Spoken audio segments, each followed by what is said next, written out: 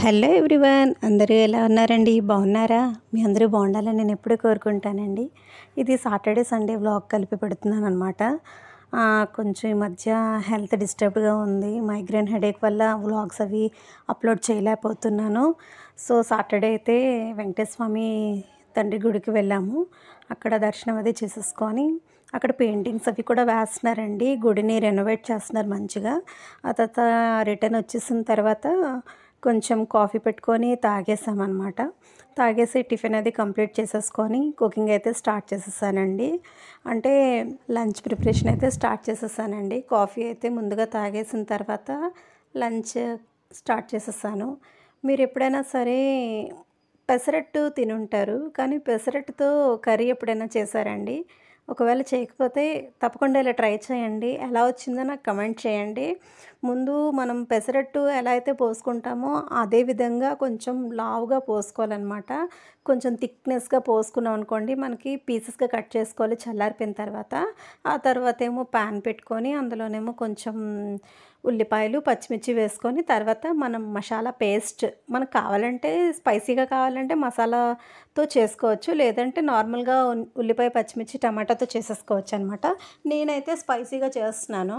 ముందు ఏం చేశానంటే పెసరట్టు అనేది లావుగా పోసేసుకొని పీసెస్గా కట్ చేసుకున్నాను. కట్ చేసుకున్న తర్వాత బాండీ పెట్టుకొని ఆయిల్ వేసుకొని ఆయిల్లో కొంచెం చిన్నగా చాప్ చేసుకున్న ఉల్లిపాయలు పచ్చిమిర్చి మసాలా పేస్ట్ కూడా వేసేసానండి.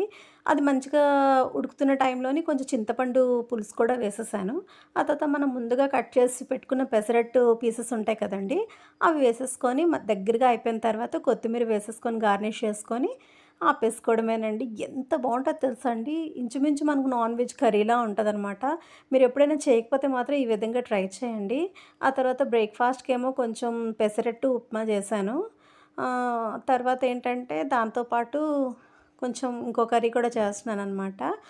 బాండీ పెట్టుకొని ఆయిల్ వేసేసుకున్నాను. ఆయిల్ వేసుకొని అది హీట్ ఎక్కిన తర్వాత మనం ఇప్పుడు వంకాయ ఫ్రై చేస్తున్నానండి. అదైతే చాలా బాగుంటుంది, సింపుల్గా చేసేసుకోవచ్చు.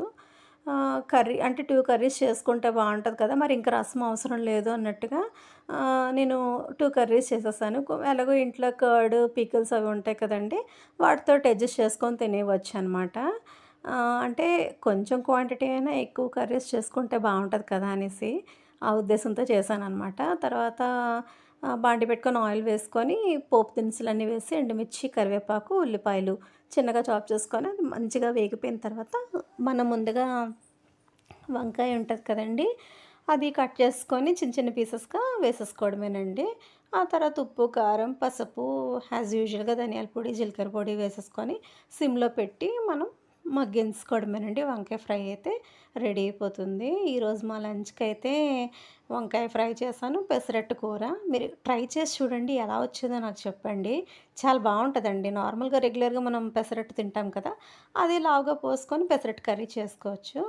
మీకైతే డిటాక్స్ వాటర్ అనేది చెప్తానండి. డిటాక్స్ వాటర్ చాలామంది తెలిసే ఉంటుంది, తెలియని వాళ్ళ కోసం. ముందుగా మనం ఈ చియా సీడ్స్ ఉంటాయి కదండి, ముందు రోజు నైటే సోక్ చేసుకోవాలి వాటర్లోని.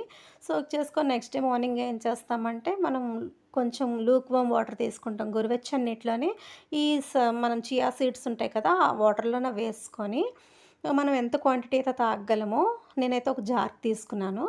గ్లాస్ జార్ ఉంటుంది కదా, ఆ వాటర్ అందులో వేసుకొని అందులో హాఫ్ తీసుకున్నాను. ఆ చియా సీడ్స్ సోక్ చేసి ఉంచుకున్నవి వేసుకొని వాటర్ వేసుకొని కొంచెం కీరా పుదీనా లెమన్ జింజర్ హనీ వేసుకొని మన దగ్గర క్యారెట్ ఉంటే క్యారెట్ కూడా వేసుకొని తాగొచ్చు. చాలా బాగుంటుందండి. ఎర్లీ మార్నింగ్ తాగామనుకోండి ఎంప్టీ స్టమక్ తోటి మనకి ఫ్యాట్ బర్న్ అవుతుంది. మనకి బెల్లీ ఫ్యాట్తో ఎవరైతే బాధపడుతున్నారో వాళ్ళకి బాగా యూజ్ అవుతుందండి. తర్వాత సండే మేము గురు పౌర్ణమి కదండి, బాబా గుడికి వెళ్ళామన్నమాట. చాలా బాగా చేశారండి, ఎంత బాగా డెకరేట్ చేశారు. చాలా చాలా ఎక్కువ మంది జనాలు వచ్చారు. ఆ రోజు ఎంత వర్షం పడిందో కానీ అస్సలు ఎవ్వరు వర్షాన్ని అసలు పట్టించుకోకుండా గుడికైతే మాత్రం చాలా జనాలు వచ్చారండి. అంటే నాకు వెంటనే పెడదాం అనుకున్నాను కానీ నాకు కొంచెం బాగాలేదనేసి మరి వ్లాగ్స్ అప్లోడ్ చేయలేకపోయాను అనమాట. నా వ్లాగ్స్ ఇంకా మీకు నచ్చినట్టయితే లైక్ చేయండి, షేర్ చేయండి, సబ్స్క్రైబ్ చేయండి. మీరు నా ఛానల్ని కొత్తగా చూసేవాళ్ళైతే పక్కనే ఉన్న బెల్ ఐకాన్ని ప్రెస్ చేశారనుకోండి, నేను పెట్టిన వీడియోస్ అన్నీ మీకు నోటిఫికేషన్గా వస్తాయి అన్నమాట. సబ్స్క్రైబ్ చేయకుండా చాలామంది చూస్తున్నారు, ప్లీజ్ సబ్స్క్రైబ్ చేసుకొని సపోర్ట్ చేయండి. ఇంకా మంచి మంచి వ్లాగ్స్ మీ ముందుకు తీసుకొద్దాం అనుకుంటున్నాను. ఆ బాబా తండ్రి దయ మీ అందరి మీద ఉండాలని మనస్ఫూర్తిగా కోరుకుంటున్నాను. Bye friends. Take care. See you in the next